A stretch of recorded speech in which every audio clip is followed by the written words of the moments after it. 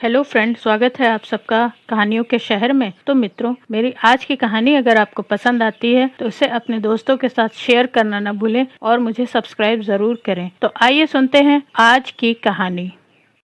मूलिया हरी हरी घास का गट्ठा लेकर आई तो उसका गेहुआ रंग कुछ तमतमाया हुआ था और बड़ी बड़ी मद भरी आंखों में शंका समाई हुई थी। महावीर ने उसका तमतमाया हुआ चेहरा देखकर पूछा, क्या है मूलिया, आज कैसा जी है? मूलिया ने कुछ जवाब न दिया।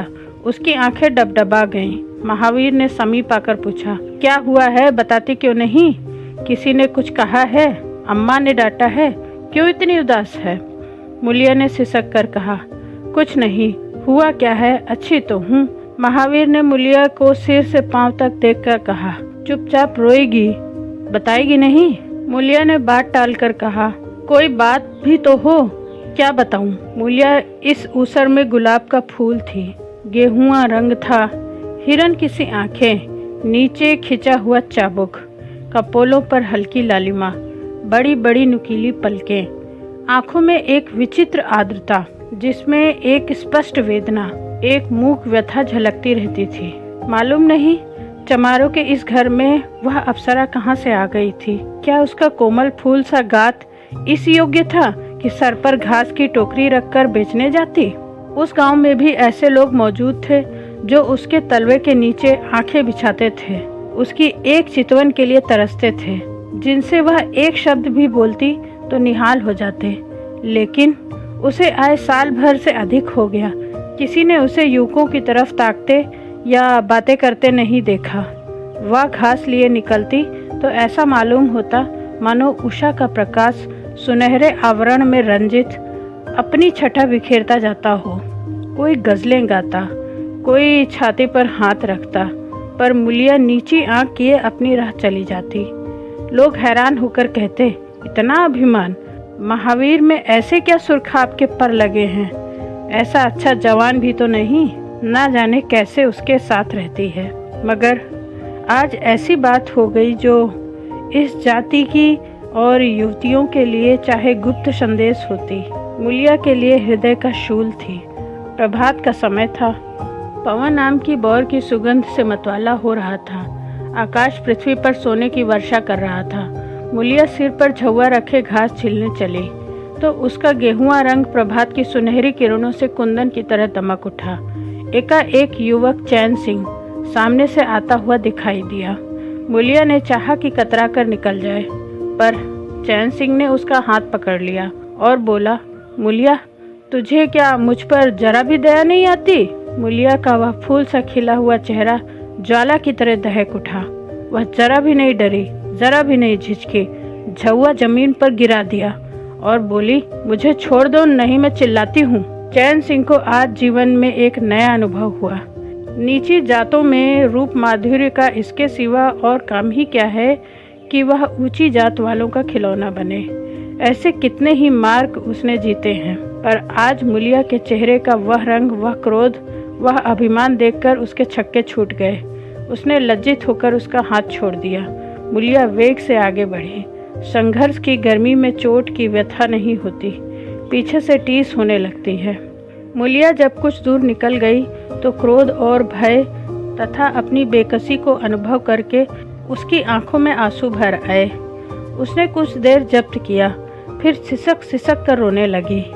अगर वह इतनी गरीब ना होती तो किसी की मजाल थी कि इस तरह उसका अपमान करता।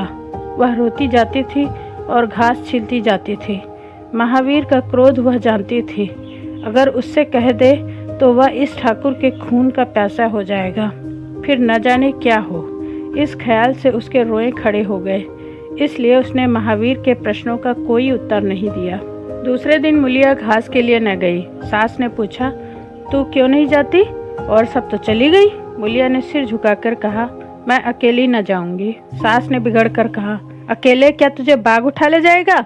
मूलिया ने और भी सिर झुका लिया और दबी हुई जबान से बोली, सब मुझे छेड़ते हैं। सास ने डांटा, ना तू औरों के साथ जाएगी, ना अकेली जाएगी, तो फिर जाएगी कैसे?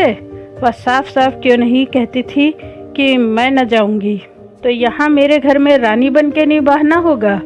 किसी को चाम प्यारा नहीं होता, काम प्यारा होता है। तू बड़ी सुंदर है तो तेरी सुंदरता लेकर चाटूं? उठा झाबा और घास ला। द्वार पर नीम के दरख्त के साए में महावीर खड़ा घोड़े को मल रहा था। उसने मूलिया को रोनी सूरत बनाए जाते देखा पर कुछ बोल न सका। उसका बस चलता तो मूलिया को कलेजे में बिठा लेता, आंखों में छुपा लेता, लेकिन घोड़े का पेट भरना तो जरूरी था। घास मोल लेकर खिलाए तो 12 आने रोज से कम न पड़े। ऐसी मजदूरी ही कौन होती है। मुश्किल से 1.5-2 रुपए मिलते हैं, वह भी कभी मिले कभी ना मिले। जब से यह सत्यानाशी लारियां चलने लगी हैं, इक्के वालों की बधिया बैठ गई है। कोई सेंध भी नहीं पूछता। महाजन से 150 रुपए उधार लेकर इक्का और घोड़ा खरीदा था, मगर लारियों के आगे इक्की को कौन पूछता है। महाजन का सूद भी तो न पहुंचा सकता था, मूल का कहना ही क्या। ऊपरी मन से बोला, ना मन हो तो रहने दो, देखी जाएगी। इस दिलजोई से मूलिया निहाल हो गई। बोली, घोड़ा खाएगा क्या? आज उसने कल का रास्ता छोड़ दिया और खेतों की मेड़ों से होती हुई चली। बार बार सतर्क आंखों से इधर उधर ताकती जाती थी। दोनों तरफ ऊख के खड़े खेत थे। जरा भी खड़खड़ाहट होती तो उसका जी सन्न हो जाता, कहीं कोई ऊख में छुपा बैठा ना हो। मगर कोई नई बात ना हुई। ऊख के खेत निकल गए, आमों का बाग निकल गया, सींचे हुए खेत नजर आने लगे। दूर के कुएं पर पुर चल रहा था। खेतों की मेड़ों पर हरी हरी घास जमी हुई थी। मूलिया का जी ललचाया। यहाँ आधा घंटे में जितनी घास छील सकती है, सूखे मैदान में दोपहर तक न छील सकेगी। यहाँ देखता ही कौन है। कोई चिल्लाएगा तो चली जाऊंगी। वह बैठकर घास छीलने लगी और 1 घंटे में उसका झाबा आधे से ज्यादा भर गया। वह अपने काम में इतनी तन्मय थी कि उसे चैन सिंह के आने की खबर न हुई। एकाएक उसने आहट पाकर सिर उठाया तो चैन सिंह को खड़ा देखा। मूलिया की छाती धक से हो गई। जी में आया भाग जाए, झाबा उलट दे और खाली झाबा लेकर चली जाए, पर चैन सिंह ने कई गज के फासले से ही रुककर कहा, डर मत, डर मत, भगवान जानता है, मैं तुझसे कुछ न बोलूँगा।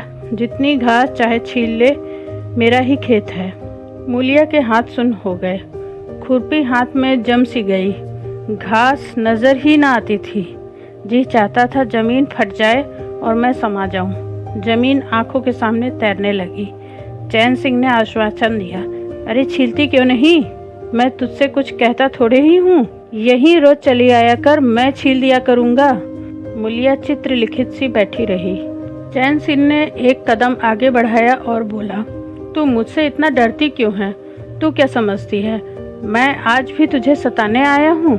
ईश्वर जानता है, कल भी तुझे सताने के लिए मैंने तेरा हाथ नहीं पकड़ा था। तुझे देखकर आप ही आप हाथ बढ़ गए। मुझे कुछ सुध ही ना रही। तू चली गई तो मैं वहीं बैठकर घंटों रोता रहा। जी में आता था हाथ काट डालूं, कभी जी चाहता था जहर खा लूं। तभी से तुझे ढूंढ रहा हूँ। आज तू इस रास्ते से चली आई, मैं सारा हार छानता हुआ यहाँ तक आया हूँ। अब जो सजा तेरे जी में आवे दे दे। अगर तू मेरा सिर भी काट ले तो गर्दन ना हिलाऊंगा। मैं शोहदा था, लुच्चा था, लेकिन जब से तुझे देखा है मेरे मन से सारी खोट मिट गई है। अब तो यही जी में आता है कि तेरा कुत्ता होता और तेरे पीछे पीछे चलता। तेरा घोड़ा होता तब तो तू अपने हाथों से मेरे सामने घास डालती। किसी तरह यह चोला तेरे काम आए, मेरे मन की यही सबसे बड़ी लालसा है। मेरी जवानी काम ना आवे अगर मैं किसी खोट से ये बातें कर रहा हूँ।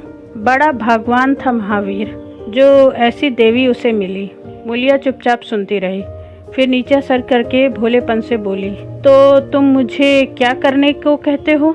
चैन सिंह और समीप आकर बोला, बस तेरी दया चाहता हूँ। मूलिया ने सिर उठाकर उसकी ओर देखा। उसकी लज्जा न जाने कहाँ गायब हो गई थी। चुभते हुए शब्दों में बोली, तुमसे एक बात कहूँ, बुरा तो न मानोगे? तुम्हारा ब्याह हो गया है या नहीं?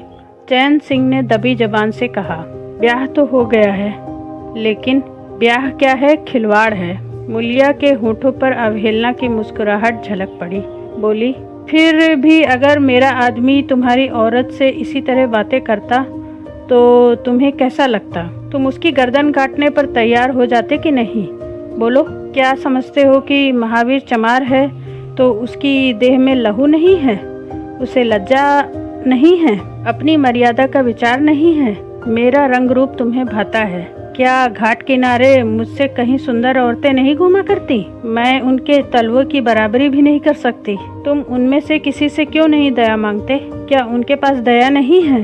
मगर वहाँ तुम न जाओगे, क्योंकि वहाँ जाते ही तुम्हारी छाती दहलती है।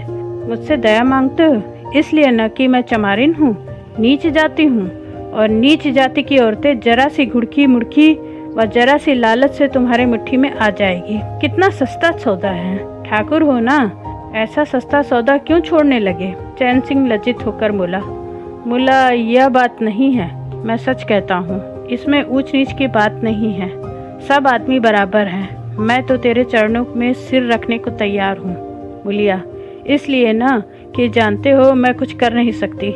जाकर किसी खतरानी के चरणों में सिर रखो तो मालूम हो कि चरणों पर सिर रखने का फल क्या मिलता है। फिर यह सिर तुम्हारी गर्दन पर न रहेगा। चैन सिंह मारे शर्म के जमीन में गड़ा जाता था। उसका मुंह ऐसा सूख गया था मानो महीनों की बीमारी से उठा हो। मुंह से बात न निकलती थी। मुलिया इतनी वाकपटु है, इसका उसे गुमान भी न था। मुलिया फिर बोली, मैं भी रोज बाजार जाती हूँ, बड़े बड़े घरों का हाल जानती हूँ। मुझे किसी बड़े घर का नाम बता दो जिसमें कोई साइस, कोई कोचवान, कोई कहार, कोई पंडा, कोई महाराज न घुसा बैठा हो। यह सब बड़े घरों की लीला है, और औरतें जो कुछ करती हैं ठीक करती हैं। उनके घर वाले तो चमारिनों और कहारिनों पर जान देते फिरते हैं, लेना देना बराबर हो जाता है। बेचारे गरीब आदमियों के लिए यह बातें कहाँ। मेरे आदमी के लिए संसार में जो कुछ हूँ मैं हूँ। वह किसी दूसरी मेहरिया की ओर आंख उठाकर भी नहीं देखता। संयोग की बात है कि मैं तनिक सुंदर हूँ, लेकिन मैं काली कलूटी भी होती तब भी वो मुझे इसी तरह रखता, इसका मुझे विश्वास है। मैं चमारिन होकर भी इतनी नीच नहीं हूँ कि विश्वास का बदला खोट से दूँ।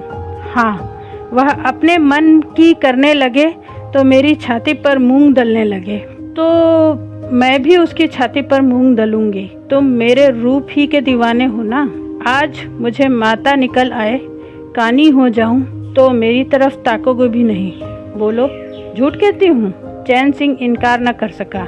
मुलिया ने उसी गर्व भरे स्वर से कहा, लेकिन मेरी एक नहीं दोनों आंखें फूट जाएं तब भी वह मुझे इसी तरह रखेगा, मुझे उठावेगा, बैठाएगा, खिलाएगा। तुम चाहते हो मैं ऐसे आदमी के साथ कपट करूं? जाओ, अब मुझे कभी न छेड़ना, नहीं तो अच्छा ना होगा।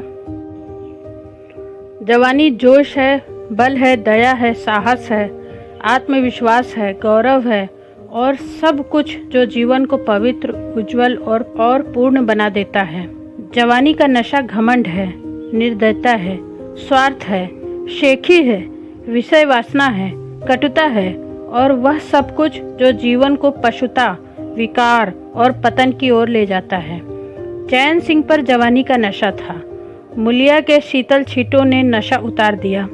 जैसे उबलती हुई चाशनी में पानी के छींटे पड़ जाएं तो फेन मिट जाता है, मैल निकल जाता है और निर्मल शुद्ध रस निकल आता है। जवानी का नशा जाता रहा, केवल जवानी रह गई। कामिनी के शब्द जितनी आसानी से दीन और ईमान को गारत कर सकते हैं, उतनी ही आसानी से उसका उद्धार भी कर सकते हैं। चैन सिंह उस दिन से दूसरा आदमी हो गया। गुस्सा उसकी नाक पर रहता था। बात बात पर मजदूरों को गालियां देना, डांटना और पीटना उसकी आदत थी। आसामी उससे थर थर कांपते थे। मजदूर उसे आते देखकर अपने काम में चुस्त हो जाते थे, पर ज्यों हुई उसने इधर पीठ फेरी और उन्होंने चिलम पीना शुरू किया। सब दिल में उससे जलते थे, उसे गालियां देते थे, मगर उस दिन से चैन सिंह इतना दयालु, इतना गंभीर, इतना सहनशील हो गया कि लोगों को आश्चर्य होता था। कई दिन गुजर गए थे। एक दिन संध्या समय चैन सिंह खेत देखने गया। पुर चल रहा था। उसने देखा एक जगह नाली टूट गई है और सारा पानी बाहर चला जाता था। क्यारियों में पानी बिल्कुल नहीं पहुंचा, मगर क्यारी बनाने वाली बुढ़िया चुपचाप बैठी है। उसे इसकी जरा भी फिक्र नहीं है कि पानी क्यों नहीं आता। पहले यह दशा देखकर चैन सिंह आपे से बाहर हो जाता, उस औरत की उस दिन की मजूरी काट लेता और पुर चलाने वालों को घुड़कियां जमाता। पर आज उसे क्रोध नहीं आया। उसने मिट्टी लेकर नाली बांध दी और खेत में जाकर बुढ़िया से बोला, तू यहाँ बैठी है और सब पानी बहा जा रहा है। बुढ़िया घबराकर बोली, अभी खुल गई होगी राजा, मैं अभी जाकर बंद किए देती हूँ। यह कहते ही वह थरथर कांपने लगी। चैन सिंह ने उसकी दिलजोई करते हुए कहा, भाग मत, मैंने नाली बंद कर दी है। बुढ़ऊ कई दिन से नहीं दिखाई दिए, कहीं काम पर जाते हैं कि नहीं? बुढ़िया गदगद होकर बोली, आजकल तो खाली ही बैठे हैं भैया, कहीं काम नहीं लगता। चैन सिंह ने नम्र भाव से कहा, तो हमारे यहाँ लगा दे, थोड़ा सा सन रखा है उसे काट दे। यह कहता हुआ वह कुएं की ओर चला। यहाँ 4 पुर चल रहे थे, पर इस वक्त 2 हकवे बेर खाने गए थे। चैन सिंह को देखते ही मंजूरों के होश उड़ गए। ठाकुर ने पूछा, 2 आदमी कहाँ गए? तो क्या जवाब देंगे? सब के सब डांटे जाएंगे। बेचारे दिल में सहमे जा रहे थे। चैन सिंह ने पूछा, वह दोनों कहाँ चले गए? किसी के मुंह से आवाज़ न निकली। सहसा सामने से दोनों मजदूर धोती के एक कोने में बेर भरे आते दिखाई दिए। खुश बात करते चले आ रहे थे। चैन सिंह पर निगाह पड़ी तो दोनों के प्राण सूख गए, पाँव मन भर के हो गए। अब न आते बनता है न जाते। दोनों समझ गए कि आज डांट पड़ी, शायद मजूरी भी कट जाए। चाल धीमी पड़ गई। इतने में चैन सिंह ने पुकारा, बढ़ आओ, कैसे बेर हैं? लाओ जरा मुझे भी दो, मेरे ही तो पेड़ के हैं ना। दोनों और भी सहम गए। आज ठाकुर जीता ना छोड़ेगा, कैसा मीठा कर बोल रहा है, उतने ही भिगो कर लगाएगा। बेचारे और भी सिकुड़ गए। चैन सिंह ने फिर से कहा, जल्दी से आओ जी, पक्की सब मैं ले लूँगा। ज़रा एक आदमी लपक कर घर से थोड़ा सा नमक तो ले आओ। बाकी दोनों मजदूरों से, तुम भी दोनों आ जाओ। उस पेड़ के बेर बड़े मीठे होते हैं, बेर खा लें, काम तो करना ही है। अब दोनों भगोड़ों का कुछ ढांढस हुआ। सभी ने जाकर सब बेर चैन सिंह के आगे डाल दिए और पक्के छांटकर उसे देने लगे। एक आदमी नमक लाने दौड़ा। आधे घंटे तक चारों पुर बंद रहे। जब सब बेर उड़ गए और ठाकुर चलने लगे तो दोनों अपराधियों ने हाथ जोड़कर कहा, भैया जी आज जान बख्शी हो जाए, बड़ी भूख लगी थी, नहीं तो कभी न जाते। चैन सिंह ने नम्रता से कहा, तो इसमें बुराई ही क्या हुई? मैंने भी तो बेर खाए, 1 आध घंटे का हर्ज हुआ है, यही ना? तुम चाहोगे तो घंटे भर का काम आधे घंटे में कर दोगे, ना चाहोगे तो दिन भर भी 1 घंटे का काम ना होगा। चैन सिंह चला गया तो चारों बातें करने लगे। एक ने कहा, मालिक इस तरह रहे तो काम करने में जी लगता है, यह नहीं कि हरदम छाती पर सवार। दूसरा, मैंने तो समझा आज कच्चा ही खा जाएंगे। तीसरा, कई दिनों से देखता हूँ मिजाज नरम हो गया है। चौथा, सांझ को पूरी मजूरी मिले तो कहना। पहला, तुम तो गोबर गणेश हो, आदमी का रुख नहीं पहचानते। दूसरा, अब खूब दिल लगाकर काम करेंगे। तीसरा, और क्या, जब उन्होंने हमारे ऊपर छोड़ दिया तो हमारा भी तो धर्म है कि कोई कसर न छोड़ें। चौथा, मुझे तो भैया ठाकुर पर अब भी विश्वास नहीं आता। एक दिन चैन सिंह को किसी काम से कचहरी जाना था। 5 मील का सफ़र था। यूँ तो वह बराबर अपने घोड़े पर जाया करता था, पर आज धूप बड़ी तेज थी। सोचा इक्के पर चला लूँ। महावीर को कहला भेजा, मुझे लेते जाना। कोई 9 बजे महावीर ने पुकारा। चैन सिंह तैयार बैठा था, चटपट इक्के पर बैठ गया, मगर घोड़ा इतना दुबला हो रहा था कि इक्के की गद्दी इतनी मैली और फटी हुई, सारा सामान इतना रद्दी कि चैन सिंह को उस पर बैठते शर्म आई। पूछा, यह सामान क्यों बिगड़ा हुआ है महावीर? तुम्हारा घोड़ा तो इतना दुबला कभी न था, क्या आजकल सवारियां कम हैं? महावीर ने कहा, नहीं मालिक, सवारियां काहे नहीं हैं, मगर लारियों के सामने इक्के को कौन पूछता है। कहाँ 2 ढाई 3 की मजदूरी ले करके घर लौटता था, कहाँ अब 20 आने पैसे भी नहीं मिलते। क्या जानवर को खिलाऊं, क्या आप खाऊं? बड़ी विपत्ति में पड़ा हूँ। सोचता हूँ इक्का घोड़ा बेच बाच कर आप लोगों की मजूरी कर लूँ, पर कोई ग्राहक नहीं लगता। ज़्यादा नहीं तो 12 आने तो घोड़े को ही चाहिए, घास ऊपर से। जब अपना ही पेट नहीं चलता तो जानवर को कौन पूछे। चैन सिंह ने उसके फटे हुए कुर्ते की ओर देखकर कहा, 2-4 बीघे खेती क्यों नहीं कर लेते? महावीर सिर झुकाकर बोला, खेती के लिए बड़ा पौरुख चाहिए मालिक। मैंने तो यही सोचा है कि कोई ग्राहक लग जाए तो इक्के को औने पौने निकाल दूं, फिर घास छीलकर बाजार ले जाया करूं। आजकल सास पतोहू दोनों घास छीलती हैं, तब जाकर 10-12 आने पैसे नसीब होते हैं। चैन सिंह ने पूछा, तो बुढ़िया बाजार जाती होगी? महावीर लजाता हुआ बोला, नहीं भैया, वह इतनी दूर कहाँ चल सकती हैं। घर वाली चली जाती है, दोपहर तक घास छीलती है, तीसरे पहर बाजार जाती है, वहाँ से घड़ी रात गए लौटती है। हलकान हो जाती है भैया, मगर क्या करूँ, तकदीर से क्या जोर। चैन सिंह कचहरी पहुँच गए और महावीर सवारियों की टोह में इधर उधर इक्के को घुमाता हुआ शहर की तरफ चला गया। चैन सिंह ने उसे 5 बजे आने को कह दिया। कोई 4 बजे चैन सिंह कचहरी से फुर्सत पाकर बाहर निकले। हाथे में पान की दुकान थी। जरा और आगे बढ़कर एक घना बरगद का पेड़ था। उसकी छाह में 20 तांगे इक्के फिटने खड़ी थी। घोड़े खोल दिए गए थे। वकीलों, मुख्तारों और अफसरों की सवारियां यहीं खड़ी रहती थी। चैन सिंह ने पानी पिया, पान खाया और सोचने लगा, कोई लारी मिल जाए तो ज़रा शहर चला जाऊं, कि उसकी निगाह एक घास वाली पर पड़ी। सिर पर घास का झाबा रखे साइसों से मोल भाव कर रही थी। चैन सिंह का हृदय उछल पड़ा। यह तो मुलिया है। बनी ठनी एक गुलाबी साड़ी पहने कोचवानों से मोल भाव कर रही थी। कई कोचवान जमा हो गए। कोई उससे दिल लगी करता, कोई घूरता था, कोई हंसता था। एक काले कलूटे कोचवान ने कहा, मुला, घास तो उड़ के अधिक से अधिक 6 आने की होगी। मुलिया ने उन्माद पैदा करने वाली आंखों से देखकर कहा, 6 आने पर लेना है तो सामने घसियारने बैठी हैं, चले जाओ, 2-4 पैसे कम में पा जाओगे। मेरी घास तो 12 आने में ही जाएगी। एक अधेड़ कोचवान ने फिटन के ऊपर से कहा, तेरा जमाना है, 12 आने नहीं 1 रुपया मांग। लेने वाले झक मारेंगे और लेंगे। निकलने दे वकीलों को, अब देर नहीं है। एक तांगे वाले ने, जो गुलाबी पगड़ी बांधे बैठा हुआ था, बोला, बुढ़ऊ के मुंह में पानी भर आया। अब मुलिया काहे किसी की ओर देखेगी। चैन सिंह को ऐसा क्रोध आ रहा था कि इन दुष्टों को जूते से पीटे। सबके सब कैसे उसकी ओर टकटकी लगाए ताक रहे हैं, आंखों से ही पी जाएंगे। और मुलिया भी यहाँ कितनी खुश है, न लजाती है, न झिझकती है, न दबती है।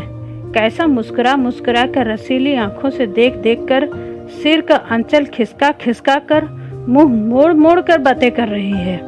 वही मुलिया जो शेरनी की तरह तड़प उठी थी। इतने में 4 बज गए। अमले और वकील मुख्तारों का एक मेला सा निकल पड़ा। अमले लारियों पर दौड़े, वकील मुख्तार इन सवारियों की ओर चले। कोचवानों ने भी चटपट घोड़े जोते। कई महाशयों ने मुलिया को रसिक नेत्रों से देखा और अपनी अपनी गाड़ियों पे जा बैठे। एकाएक मुलिया घास का झाबा लिए उस फिटन के पीछे दौड़ी।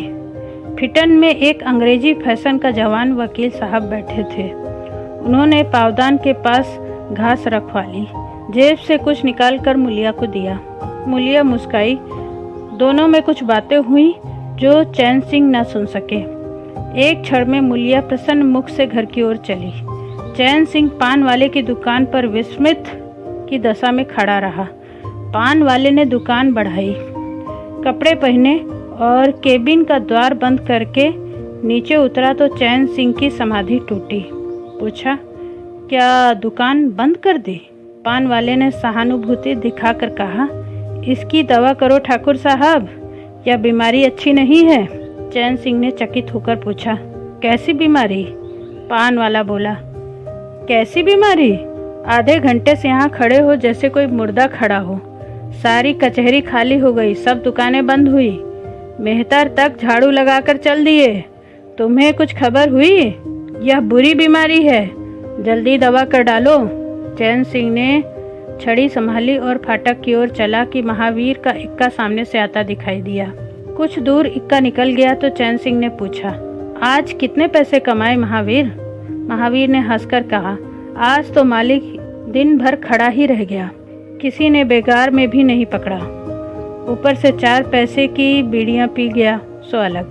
चैन सिंह ने जरा देर के बाद कहा, मेरी एक सलाह है, तुम मुझसे 1 रुपया रोज ले लिया करो, बस जब मैं बुलाऊं तो इक्का लेकर चले आया करो, तब तो तुम्हारी घास वाली को घास लेकर बाजार ना आना पड़ेगा। बोलो मंजूर है?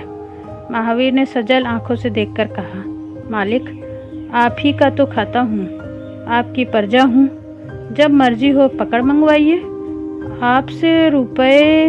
चैन सिंह ने बात काट कर कहा, नहीं, मैं तुम्हें बेगार में नहीं लेना चाहता, तुम मुझसे 1 रुपया रोज ले जाया करो, घास लेकर घास वाली को बाजार मत भेजा करो, तुम्हारी आबरू मेरी आबरू है, और भी रुपए पैसे का जब काम लगे बेखटके चले आया करो। हाँ देखो, मुलिया से इस बात की भूल कर भी चर्चा न करना, क्या फ़ायदा। कई दिनों बाद संध्या समय मुलिया चैन सिंह से मिली।